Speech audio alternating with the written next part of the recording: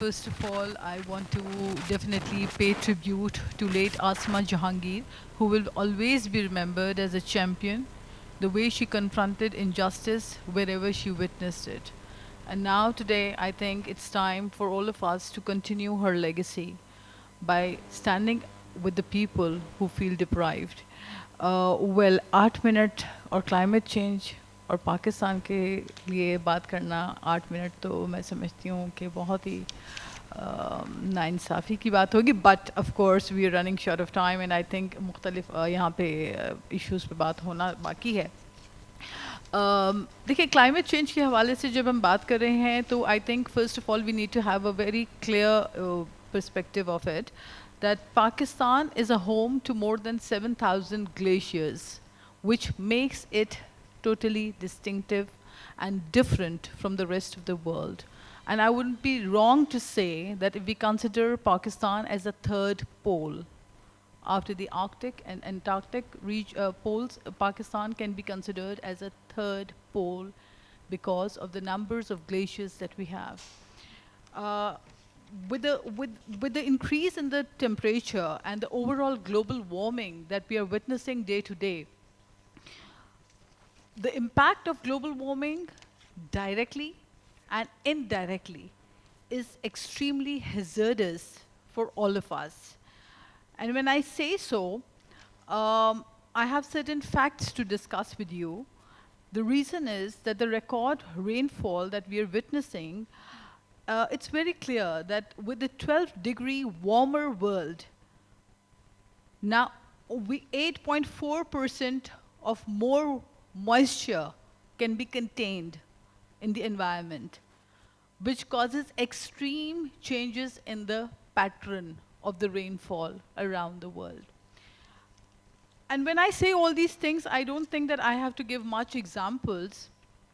जिस तरह अभी राफे ने जिक्र किया, 2022 के जो फ्लड्स थे उसमें approximately Pakistan incurred a loss of around 40 billion US dollars. United Nations के सेक्रेटरी जनरल जब पाकिस्तान आए, तशरीफ़ लाए और उन्होंने यहाँ पे दौरा किया, तो ये बात उन्होंने ख़ुद COP 28 में शर्म शेख में, जब मैं पार्लिमानी सेक्रेटरी थी क्लाइमेट चेंज की, और ये वो वक्त था जब शर्म शेख में जब COP के दौरान पूरी दुनिया की तवज्जो का मरकज़ पाकिस्तान का पवेलियन था. और ये कोई हमारे लिए एजाज़ की बात नहीं थी, बहुत तकलीफ़ और दुख की बात थी. Because we were at that point of time witnessing immense loss and damages. But the world was not ready to understand. और एक हमें आसान अल्फाज में हम अक्सर कहा करते हैं कि ग्लोबल नॉर्थ और ग्लोबल साउथ की एक अंडरस्टैंडिंग गैप है, और वो रियलाइजेशन गैप है, वो प्रायोरिटीज़ का गैप है.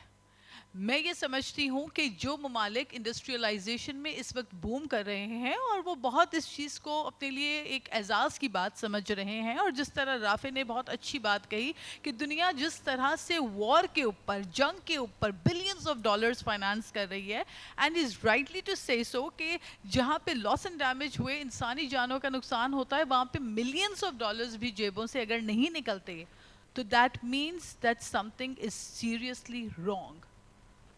And we need to correct it. And how do we correct it? We correct it by highlighting this particular matter around the world on each and every forum that we go. We have to hit it hard. हमें दुनिया को यकीन दिलाना है कि today it is us, tomorrow it can be you. Because हमारा जो slogan था COP 28 का, वो यही था कि what comes to Pakistan will not stay in Pakistan. और आप देख रहे हैं कि हालिया दिनों में जो यूएई में तूफ़ानी जो सूरत हाल थी, जो सैलाबी सूरत हाल थी, तो दुबई जैसा जो है एक जगह जहाँ पे हम एडवांसमेंट और डेवलपमेंट की बात करते हैं और मिसालें देते हैं, वहाँ पे the system was all choked. So Pakistan is an agro based country. और एक एग्रो बेस्ड कंट्री के लिए, एक एग्रीकल्चरल इकोनॉमी के लिए ये बहुत ही नुकसानदेह बात है, तकलीफदेह बात है, क्योंकि 2022 के सैलाब के नतीजे में ना सिर्फ हमारी ज़रात मुतासर हुई, हमारी फसलें तबाह हुई, यहाँ तक कि खैरपुर में जो खजूर के दरख्त होते हैं, Khairpur is known for palm, date palms, और उसकी बहुत ह्यूज इंडस्ट्री है वहाँ पे, और उससे मंसूब ख़वातीन भी बहुत ज़्यादा कॉटेज इंडस्ट्री से उससे फिर मज़ीद जो है ना वो इकॉनमी में अपने कंट्रीब्यूट करती हैं पाकिस्तान की मईशत में। लेकिन ये वो दरख्त होता है खजूर का जो इसकी एक कुदरती, इसके अंदर एक इतनी ताकत है कि ये सिवियर वेदर को भी ये बर्दाश्त कर लेता है, लेकिन वो तक इस सैलाब और तूफ़ान को बर्दाश्त न कर पाए, तो हमारे ओवरऑल जो एग्रीकल्चर है उसका हमें शदीद नुकसान हुआ और हम आज तक उसको भुगत रहे हैं। उसके अलावा हमारे फार्मर्स जो है वो डिस्प्लेस हो गए और हमारी लाइफ स्टॉक जो है वो वॉश आउट हो गई, लाइफ स्टॉक हमारी मुतासर हुई। तो इन सब चीज़ों को हम जब देखते हैं, हम फिर उसके बाद भागते हैं रिहैबिलिटेशन की तरफ। जब हम रिहैबिलिटेशन की तरफ भागते हैं और रिहैबिलिटेशन की बात करते हैं तो डेवलप तो हम है नहीं, और कसूर भी हमारा नहीं, नुकसान भी हम उठा रहे हैं। कसूर इसलिए हमारा नहीं कि कार्बन एमिशन के जो फुटप्रिंट्स हैं उसकी अगर हम बात करें तो we contribute less than 1% of it. And now with that, I just want to highlight a little bit of thing with you all. देखें, कुछ चीज़ें होती हैं, सिविक सेंस की बात करते हैं, बिकॉज हम डेफिनेटली मलबा डालते हैं दूसरों पे, और यहाँ पे तो राइटली सो इसकी जिम्मेदारी जो है वो दूसरों पे आयद होती है, जो कंट्रीज़ इसके अंदर कंट्रीब्यूशन कर रही हैं। But I just want to share couple of data with you and details with you that more than 430 million tons of plastic is produced every year around the world, half of which is designed to be used only once. 10% is recycled. 19 to 23 million tons end up in lakes and rivers and seas, directly damaging the ecosystem. तो सिर्फ हम इंसान मुतासर नहीं हो रहे, समंदर की हयातियात मुतासर हो रही हैं। तो it's about the survival of the planet and the survival of the ecosystem. In Pakistan, plastic accounts for around 65% of the total waste generated per annum. So therefore, the behavioral shifts towards sustainable alternatives towards plastic is required.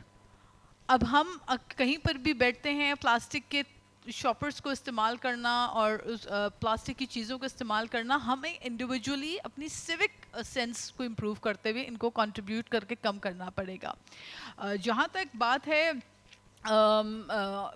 Corp की, corp 28 जिस तरह भी हम जिक्र कर रहे थे, corp 27 के अंदर शेरी रहमान साहिबा क्लाइमेट चेंज की मिनिस्टर थी, और उन्होंने इस पे बहुत इफ़ेक्टिवली आवाज़ उठाई और उन्होंने अश्योर किया कि पाकिस्तान के साथ जो नाइंसाफ़ी हुई है, जिसके ज़िम्मेवार हम खुद नहीं हैं, ऐसी नाइंसाफ़ी आने वाले वक्त में किसी और मुल्क के साथ ना हो। ये जंग सिर्फ हम अपने लिए नहीं लड़ रहे, ये सर्वाइवल की जंग है, and it's the survival of the planet. So I think there is a lot that has to be spoken by the rest of the speakers over here, but as I said, that it's an individual effort, it's a collective effort, and it's a matter of realization, and ultimately it's a matter of realization and priorities. तो priorities किसकी क्या है? किसी की जंग है, किसी की वॉर है, किसी की जुल्म है, किसी की नाइंसाफ़ी है, और किसी की प्रायोरिटीज़ ज़िंदगी है। इस वक्त हमारी प्रायोरिटीज़ ज़िंदगी है, इंसानियत है, और उसके लिए हमें सबको मिलकर आवाज़ उठानी चाहिए। शुक्रिया।